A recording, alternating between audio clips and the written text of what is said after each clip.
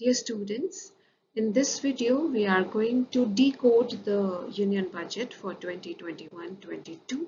That means जितनी भी terminologies, abbreviations और missions and projects जो भी इसमें यूज हुए हैं उनके अर्थ को समझने की हम कोशिश करेंगे. We will try to understand the meaning of it. जैसा कि आप जानते हैं कि यूनियन बजट पार्लियामेंट में पेश किया जाता है वित्त मंत्री द्वारा. और हमारे फिलहाल वित्त मंत्री कौन है? Nirmala Sitharaman. So Nirmala Sitharaman presented budget for the year 2021 and 22 in the parliament on 1st of Feb. So let's see what is in it. होता क्या है?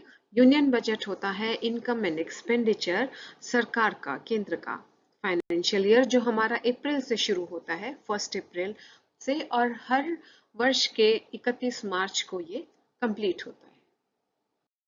इस वर्ष का एक खास फीचर ये रहा कि यूनियन बजट के आने से पहले ही 23 जनवरी को union budget mobile app launch हुआ, जिसके जरिए कोई भी व्यक्ति आसानी से बजट के सारे डॉक्यूमेंट्स को पढ़ सकता है, देख सकता है. सारे फाइनेंशियल स्टेटमेंट्स उसमें गिवन है. 2020 इंडिया के लिए एक चुनौतीपूर्ण वर्ष रहा. कोविड महामारी के फैल जाने की वजह से अर्थव्यवस्था पर काफी प्रभाव पड़ा. पर अगर हम ग्राफ को देखें तो चाइना के कंपैरिजन में, दूसरे राष्ट्रों के कंपैरिजन में देखा जाए तो इंडिया ने काफी रेजिलियंस दिखाया. India has tried to contain and successfully contained the disease. जहां एवरेज डेथ्स की अगर सवाल आते हैं, कंफर्म केसेस के सवाल आते हैं, तो इंडिया में जो परसेंटेज था वो काफी लो रहा कंपैरिजन टू अदर नेशंस. कोविड-19 पैंडेमिक ने अर्थव्यवस्था को काफी क्षति पहुंचाई, और अगर हम ग्राफ देखें तो हमारा रियल जीडीपी यानी कि सकल घरेलू उत्पाद का जो ग्रोथ रेट है वो काफी डिप डाउन हुआ in comparison to European area और in comparison to emerging marketing and developing economies, in comparison to world as such हमारा ग्रोथ रेट काफी डिप हुआ. बट जो रिकवरी पाथ था वो रिकवरी पाथ बाकी राष्ट्रों के मुकाबले कहीं ज्यादा था. यूरोजोन के मुकाबले कहीं ज्यादा था, यूरोपियन संघ के मुकाबले, emerging market and developing economies के मुकाबले काफी तेज गति से वापस रिकवरी पाथ पर आया.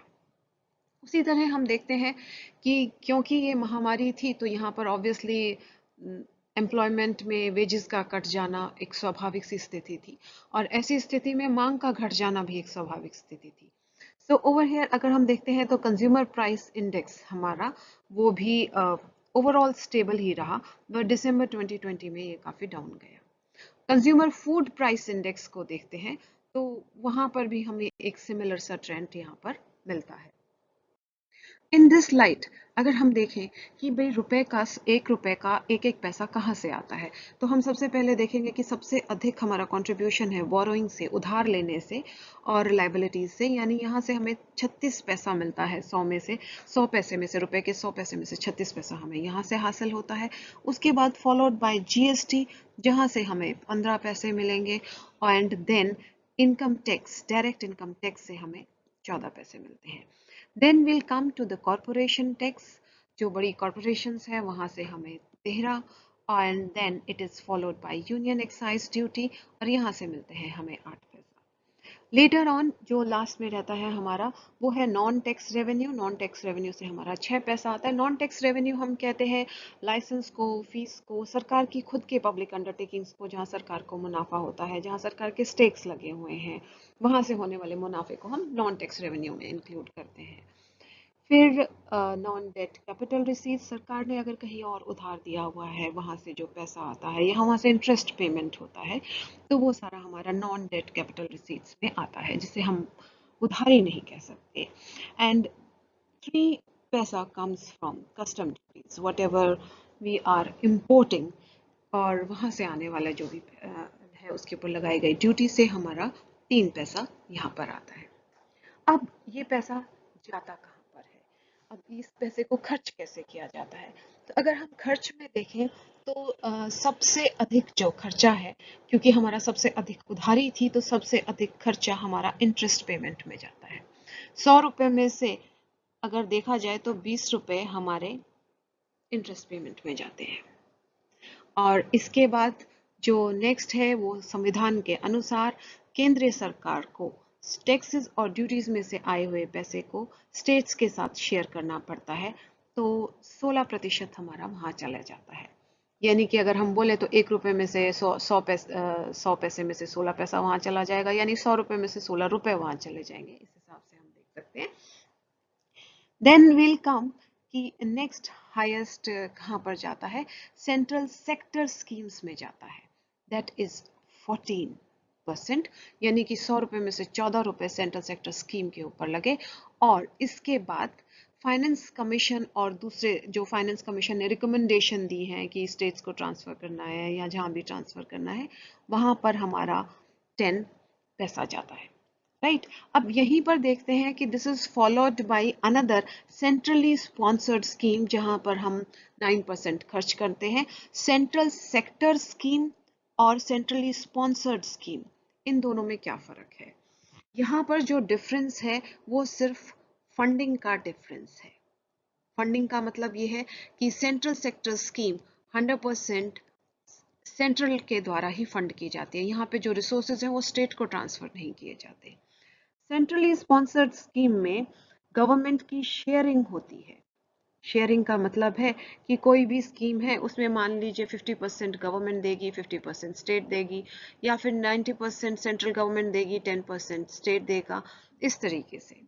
So over here this is centrally sponsored scheme.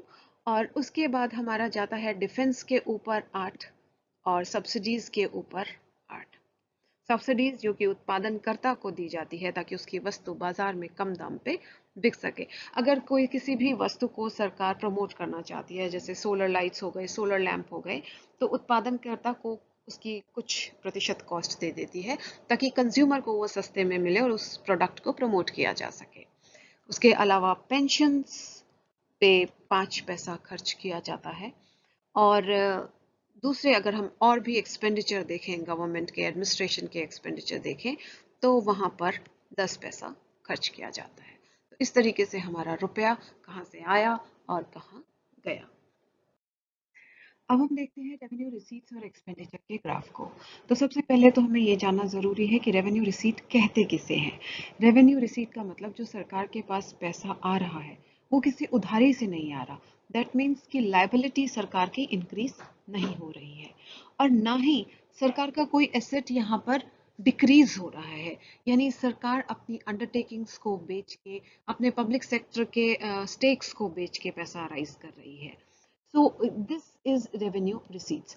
अगर हम 2019-20 का देखें तो हमारे जो एक्चुअल रिसीट है वो हमारे एक्चुअल एक्सपेंडिचर से काफी कम है। राइट, और यहाँ पर हम देखते हैं कि बजट एस्टिमेट हमारा क्या है। तो बजट एस्टिमेट जो हमारा दिया गया है वो हमारा बजट एस्टिमेट इस बार भी ज्यादा दिया गया है in comparison to receipts. Expenditure ज़्यादा दिया गया है। और आर ई क्या है, आपका रिवाइज्ड एस्टिमेट होगा और फिर फाइनल बजट एस्टिमेट क्या होगा। तो ये आपकी टर्मिनोलॉजीज है। उसमें हम अगर देखें कि रेवेन्यू एक्सपेंडिचर कहाँ पर किया जाता है, सरकार वहां खर्चा कर रही है जहां किसी भी तरह के एसेट यानी कि संपत्ति नहीं बन रही है, जैसे पेंशन देना या सैलरी देना, इस तरह के एक्सपेंडिचर जहां पे सरकार की कोई संपत्ति नहीं बनती है। पर ऐसी कंडीशन में अगर सरकार मेट्रो बनाती है या पोर्ट बनाती है या रोड्स कंस्ट्रक्ट करती है, तो ये जो कंडीशन है वो सरकार के रेवेन्यू एक्सपेंडिचर में नहीं आएगी क्योंकि सरकार की संपत्ति यहाँ क्रिएट हो रही है। So over here we see a gap of estimated gap में आपका expenditure estimation ज़्यादा है और revenue estimation कम है। इसको सरकार कहाँ कैसे पूरा करेगी, हम आगे वाले स्लाइड्स में देखते हैं। अब यहीं पर हम दूसरा ग्राफ देखते हैं capital receipts and capital expenditure का। तो जो रेवेन्यू रिसीट की हमने बात की थी वो कैपिटल रिसीट का एकदम ऑपोजिट है। कैपिटल रिसीट का बेसिकली मतलब क्या हुआ कि इस तरह का आने वाला पैसा जो बार बार नहीं आता है, रिकरिंग नहीं है नेचर में। जैसे सरकार के पास रेवेन्यू रिसीट टैक्सेस से आती है, तो यहाँ पर कैपिटल बार बार सेम टैक्सेस से हर साल उतना नहीं आएगा। आपने इस साल उधार लिया और अगले साल उधार नहीं लिया, तो एक इस तरह का पैसा जो नॉन रिकरिंग है नेचर है, उसके अलावा जिसका बेनिफिट काफी सालों तक देखा जा सकता है। सो द जो बेनिफिट है वो आपका काफी ईयर्स तक जाएगा। तो इस तरीके के कैपिटल रिसीट हम बोलते हैं। और यहाँ पर भी अगर हम देखें तो लास्ट ईयर के हमारे जो एक्चुअल कैपिटल रिसीट्स थे वो हमारे कैपिटल एक्सपेंडिचर से कहीं अधिक थे। अब इसी चीज़ में हम देखते हैं कि कैपिटल एक्सपेंडिचर क्या है। वही रेवेन्यू एक्सपेंडिचर का जो ऑपोजिट है वो कैपिटल एक्सपेंडिचर है। कैपिटल एक्सपेंडिचर का मतलब है सरकार संपत्ति बनाती है या फिर अपनी लायबिलिटी को कम करती है, अपने ऊपर जो कर्जे का बोझ है उसे कम करती है। सो ओवर अगर हम देखें कि ओवरऑल जो बजट एस्टिमेट है वो हमारा यहाँ रिसीट बहुत कम है और एक्सपेंडिचर हमारा कहीं कहीं ज़्यादा है। सो इस चीज़ को भी हम देखते हैं, there is a huge gap between the two. इसके अतिरिक्त देखा जाए तो कोविड-19 के पैंडेमिक फैलते ही सरकार ने आत्मनिर्भर भारत अभियान के लिए कुछ स्टिमुलस रिलीज किया। तो इसमें से जीडीपी का 9% सरकार टोटल स्टिमुलस का प्रोवाइड करेगी आत्मनिर्भर भारत के अंडर। और जो 15% है वो सरकार और आरबीआई कंबाइन होकर आत्मनिर्भर भारत को सपोर्ट करेंगे। So 15% of the total outlay will be provided by government and RBI. Let's decode this slide. In this budget 2021, government has emphasized on many sectors, जिसमें से है कि गवर्नमेंट रिफॉर्म्स में से गवर्नमेंट ने बोरोइंग लिमिट्स स्टेट की बढ़ाई है कि राज्य सरकार अब अधिक कर्जा ले सकती है। यहाँ पर एक पॉइंट बताने वाला है कि राज्य सरकार विदेशी संस्थाओं या विदेशी राष्ट्रों से कर्जा नहीं ले सकती, वो विद इन कंट्री ले सकती है। दूसरा है प्राइवेटाइजेशन ऑफ पब्लिक सेक्टर। अब यहाँ पर ये देखने वाली बात है कि सरकार ने डिसइन्वेस्ट नहीं किया है, प्राइवेटाइज किया है। डिसइन्वेस्ट का मतलब है कि सरकार के स्टेक्स को बेच देना, बट सरकार ने यहाँ पर प्राइवेटाइजेशन यानी कि आप इसकी कार्य क्षमता या कार्य शैली उनको प्राइवेटाइज भी कर सकते हैं। So basically the ownership has not been lost. सरकार की संपत्ति का लॉस यहाँ पे अभी तक नहीं हुआ है। सो ओवर हियर हम नेक्स्ट जाते हैं एनर्जी सेक्टर में। एनर्जी सेक्टर में जो पावर डिस्ट्रीब्यूशन कंपनीज हैं उनको लेकर सरकार ने लिक्विडिटी सपोर्ट को एम्फसाइज किया है। और दूसरा elimination of regulatory assets. Regulatory assets अगर बाय डेफिनेशन हम देखा जाए तो जो पहले से इनकर्ड लॉस हैं, जो पहले से लॉस आए हुए हैं और खासकर कि अगर डेफर्ड एक्सपेंडिचर की वजह से उनको इन फ्यूचर अगर रिकवर किया जा सकता है, सो उनको हम रेगुलेटरी असेट कर सकते हैं कहा है। So they have emphasized on elimination of regulatory asset. तीसरा है commercial coal mining. Commercial coal mining में अगर हम देखते हैं तो देखा जाए तो 1973 से सरकार की मोनोपोली रही है कोल मार्केट के ऊपर, और अब यहाँ पर कोल मार्केट को प्राइवेट सेक्टर के लिए खोला गया है, कमर्शियल पर्पस के लिए खोला गया है। और कोल माइनिंग में एक और सुविधा दी गई है कि आप इसे बाजार में ओपन मार्केट में बेच सकते हैं। Then comes reduction in cross subsidy. What is cross subsidy? Cross subsidy का अर्थ है कि कहीं पर भी अगर एक उत्पादन है, उस उत्पादन में जो कंज्यूमर है उसको दो ग्रुप्स में डिवाइड कर दिया जाए। और ये एक प्रैक्टिस है जहां पर हाई प्राइसेस चार्ज किए जाते हैं एक ग्रुप से और दूसरी तरफ लोअर प्राइसेस चार्ज किए जाते हैं दूसरे ग्रुप से। और वो जो लोअर प्राइसेस हैं वो आर्टिफिशियली लोअर हैं, एक्चुअल लोअर प्राइस नहीं है, और उसको सब्सिडाइज करता है वो ग्रुप जिससे आप हायर प्राइसेस चार्ज करते हैं। सो इसको रिड्यूस करने के लिए, क्रॉस सब्सिडी को रिड्यूस करने के लिए भी सरकार ने एम्फेसिस दिया है। तीसरा है सोशल सेक्टर, जहां नेशनल डिजिटल हेल्थ ब्लूप्रिंट के ऊपर सरकार ने एम्फेसिस डाला है, जहां पर एक सुविधापूर्वक बेसिक हेल्थ आप हर व्यक्ति को मिल सके। एडिशनल एलोकेशन दिया है Mahatma Gandhi national rural employment guarantee scheme के तहत। एजुकेशन के ऊपर ध्यान दिया है ई विद्या और नेशनल फाउंडेशन न्यूमरेसी मिशन के तहत। इसके अलावा जितनी भी स्मॉल स्केल इंडस्ट्रीज हैं, micro and small medium enterprises, MSMEs, जिनको कोविड की वजह से बहुत ही ज़्यादा नुकसान उठाना पड़ा है, उनके ऊपर सरकार ने खास ध्यान दिया है। कोलेटरल फ्री लोन्स बिजनेस के लिए सुविधा दी है। कोलेटरल फ्री लोन्स का मतलब है कि जब आप लोन लेते हैं बैंक से तो उसके अगेंस्ट कुछ मॉर्टगेज करते हैं, कुछ गिरवी रखते हैं, कुछ प्लेज करते हैं। पर कोलेटरल फ्री लोन्स का मतलब है कि उन लोन लेने के लिए आपको कुछ प्लेज करने की ज़रूरत नहीं है। सो फंड्स की सुविधा एमएसएमई के लिए अरेंज करी। और पीएम गरीब कल्याण योजना 2016 में ये स्कीम लॉन्च हुई थी। बेसिकली इनकम डिक्लेरेशन स्कीम के तहत है। यहाँ पर 50% फाइन अगर अनडिस्क्लोज्ड इनकम का दे दिया जाता है तो किसी तरह की कोई कार्रवाई नहीं होती। इसके अलावा 25% अनडिस्क्लोज्ड इनकम का स्कीम के अंदर लगाया जाता है, जो कि 4 साल बाद विदाउट इंटरेस्ट रिफंड किया जा सकता है। So this will help the PM गरीब कल्याण योजना। उसके अलावा सरकार ने एक और जो कदम उठाया वो ये है कि किसी भी सरकारी क्षेत्र में 200 करोड़ तक का, 200 करोड़ से ज्यादा का हो सकता है, 200 करोड़ तक का ग्लोबल टेंडर नहीं रिसीव किया जाएगा। यानी ग्लोबल इंटरनेशनल कोई भी टेंडर सरकार के किसी भी कार्य में, किसी भी प्रोजेक्ट में पार्टिसिपेट नहीं कर सकता, उन्हें अलाउ नहीं है। ये बेसिकली आत्मनिर्भर भारत के ऊपर ही एम्फेसिस है कि यहाँ पर सिर्फ स्वदेशी लोगों को ही मौका दिया गया है। देन जो डेफिनेशन चेंज की है एमएसएमई के तहत, उसमें भी बजट में प्रोविजन किए गए हैं, उसको भी फंड्स एलोकेट किए गए हैं। डेफिनेशन पहले एमएसएमई की जो स्कीम है, दिस पर्टिकुलर थिंग, पहले होता था आप एमएसएमई को उसके इन्वेस्टमेंट के मुताबिक डिटरमाइन करते थे कि ये माइक्रो है या स्मॉल स्केल एंटरप्राइज है या ये मीडियम एंटरप्राइज है। बट अब इसमें टर्नओवर जो उनका है, जो उनकी टोटल सेल्स है, उसको भी मद्देनजर रखते हुए उसको माइक्रो, स्मॉल या मीडियम में डिवाइड किया जा सकता है। Another emphasis on this budget is given to one nation, one card.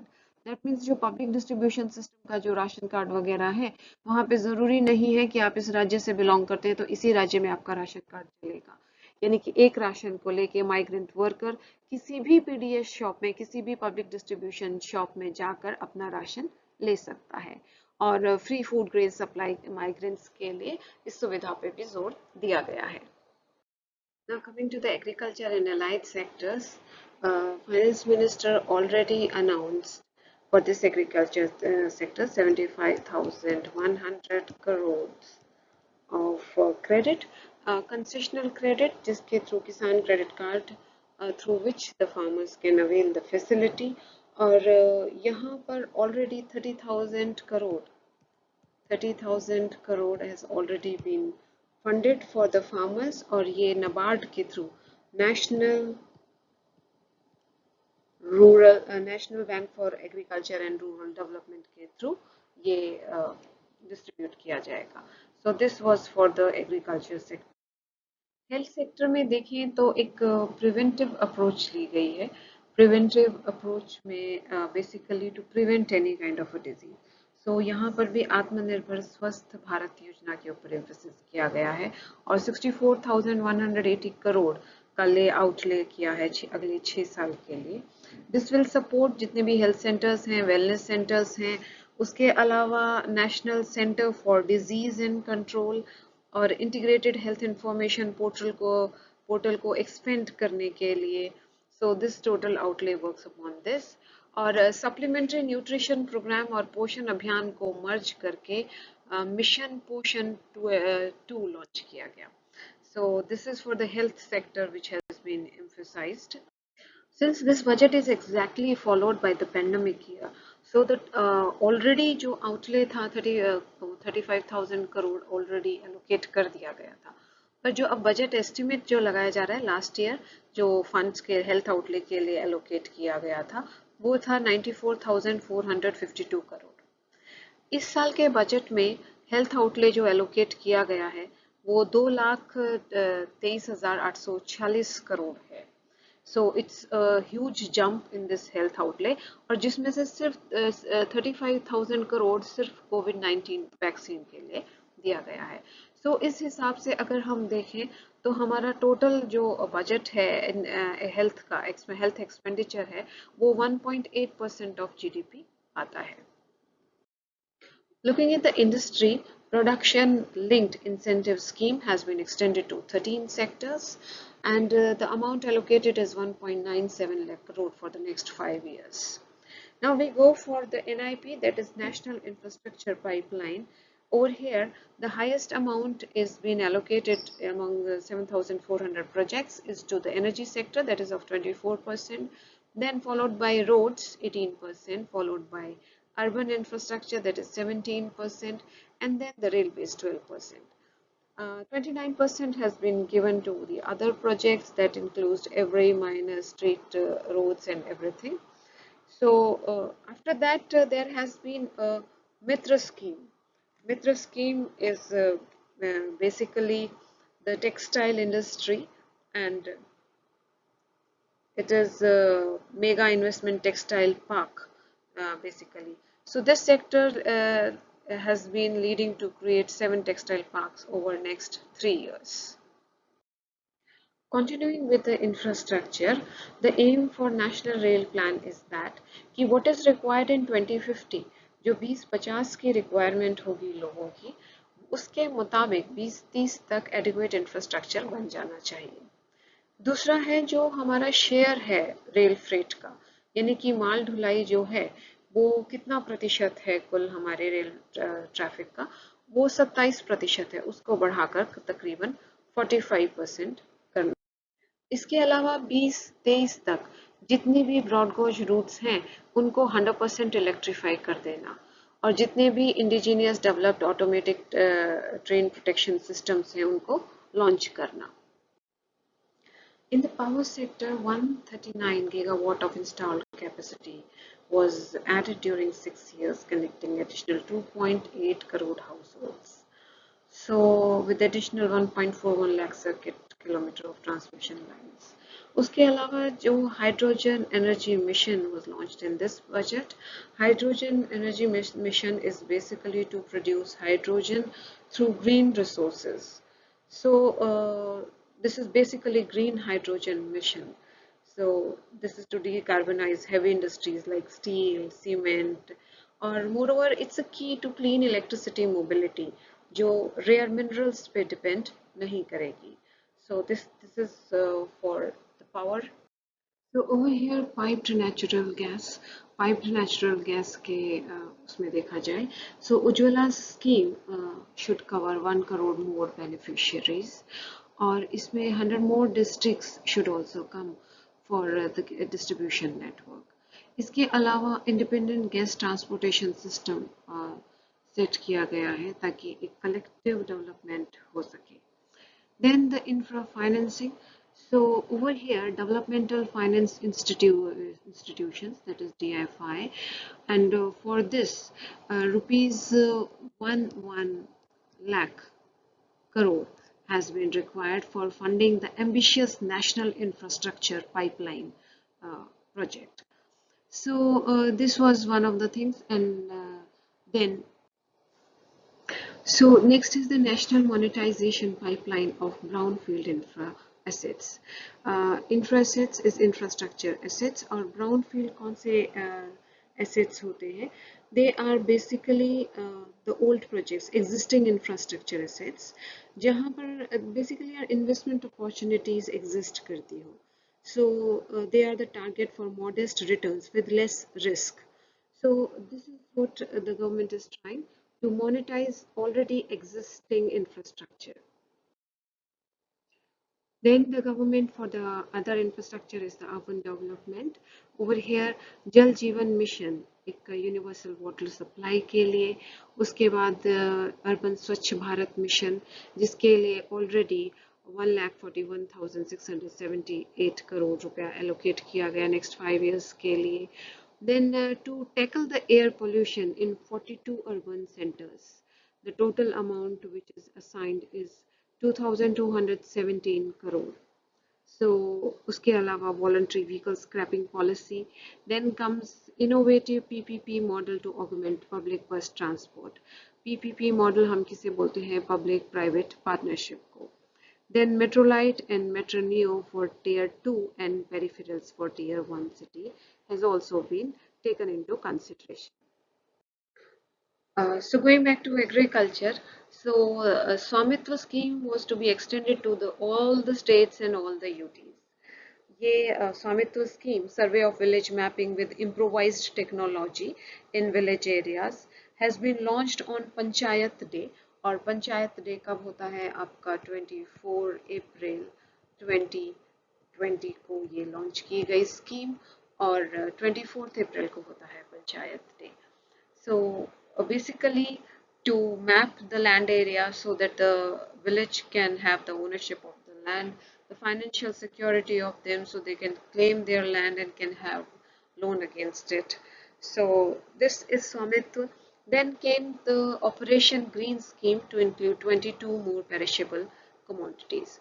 Operation green scheme क्या है? ये एक प्रोजेक्ट है जो ministry of food processing industries ने अप्रूव किया with the target to stabilize the supply of tomato, onion, potato, जहाँ पे भी food processing industries को जिन perishable products की ज़रूरत होती है.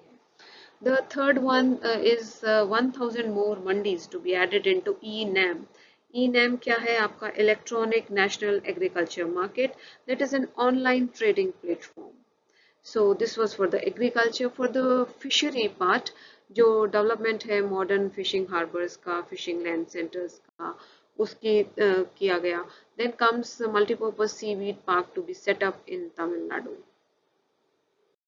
So coming towards human capital formation में अगर हम ध्यान देते हैं तो Higher Education Commission of India gives emphasis on funding, then regulation, accreditation and standard setting.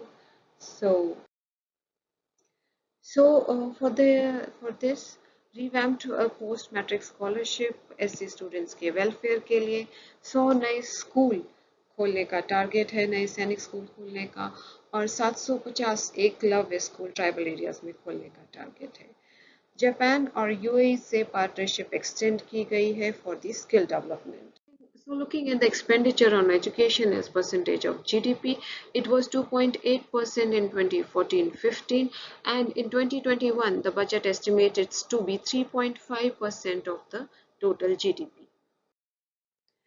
50,000 crore outlay has been allocated to National Research Foundation outlay. उसके अलावा एक बूस्ट दिया गया है नेशनल लैंग्वेज ट्रांसलेशन मिशन को. बेसिकली ये क्या है कि गवर्नमेंट की पॉलिसीज हैं, जितने भी गवर्नमेंट के डॉक्यूमेंट्स हैं, that knowledge should be provided in the different major languages of India. उसके अलावा deep ocean mission for ocean exploration, biodiversity and conservation.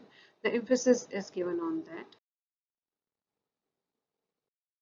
Deficit को देखा जाए तो fiscal deficit due to pandemic in year 2021 has been increased to 9.5% of the total GDP, which drastically in 2021-22, as per the budgeted estimate, it is 6.8. So a major effort has been made to reduce the fiscal deficit. Capital expenditure अगर हम budget estimate में देखते हैं, so it's 5.54 lakh crore as percentage.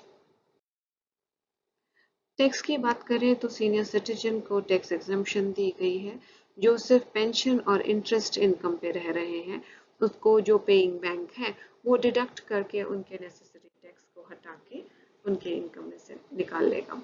So time limit को reduce किया गया है, reopening of income tax assessment, और डिस्प्यूट रेजोल्यूशन कमेटी सेटअप की गई है, कॉन्स्टिट्यूट की गई है स्मॉल टैक्स पेयर्स के लिए. इनकम टैक्स अपीलेट ट्रिब्यूनल को फेसलेस बनाने की कोशिश की गई है. सो एलिजिबिलिटी है for claiming tax holiday for startups proposed to be extended by 1 more year. Pre-filling of returns will also cover capital gains from listed security, dividend income, etc. Coming to the indirect taxes, rationalization of custom duty structure by eliminating outdated exemptions, जो exemptions अब मायने नहीं रखते हैं, जो products अब redundant हो चुके हैं, they are no longer in production, तो उनको हटाया गया है. और there is rationalization of duties on raw material inputs to man-made textiles, rationalization of custom duty on gold and silver, और increase in duty on solar inverters and lanterns to promote domestic production. जो घरेलू उत्पादन है उसको बढ़ावा देने के लिए बाहर से आने वाले जितने भी सोलर इन्वर्टर्स हैं और लालटेन्स हैं उन पे ड्यूटी लगाई गई है. Agriculture, infrastructure and development cess on a small number of items has been levied. An allocation to major scheme is like that. Earlier, Manrega was in 2021-22, budget estimate is 73,000 crore, which was much larger last year in the revised estimate. PM Kisan योजना में जो budget estimate और revised estimate है हमारा nearly same है of the last year and this year. National Education Mission. So this year it has been increased to 34,300 crore, which was earlier 28,244 crore. National Health Mission, again the budget estimate of current year is much larger than the previous year. Apart from that, Jal Jeevan Mission का allocation current year का is far more than the revised estimate of last year. Metro projects में जो budget estimate है वो तकरीबन 1,89,098 crores है, which was in revised estimate of last year was 6,484 crore. Again, the Amrit and Smart Cities mission has also been allocated more funds than the last year. Amrit is basically Atal Mission for Regeneration and Urban Transformation.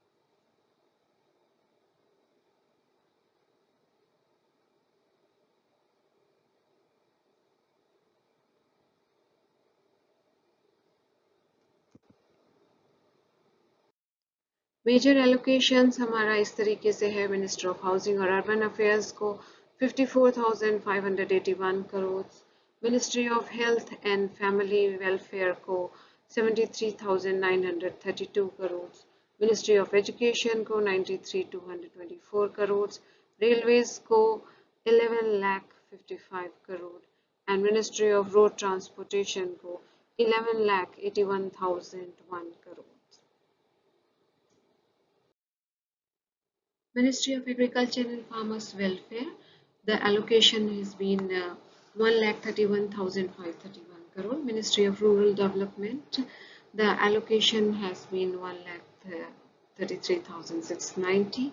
Ministry of Home Affairs got 1,66,547 crores. Ministry of Consumer Affairs and Food Public Distribution got 2,56,948 crores. Ministry of Defense got 4,78,196 crores. This is all about decoding the budget graph, the budget terminologies and the abbreviations used in it, and what does one mission or policy, what does it mean. So please do take up the quiz. The link is given below the video. Thank you, students. In the next video, we are going to analyze the budget and study the main highlights of this budget.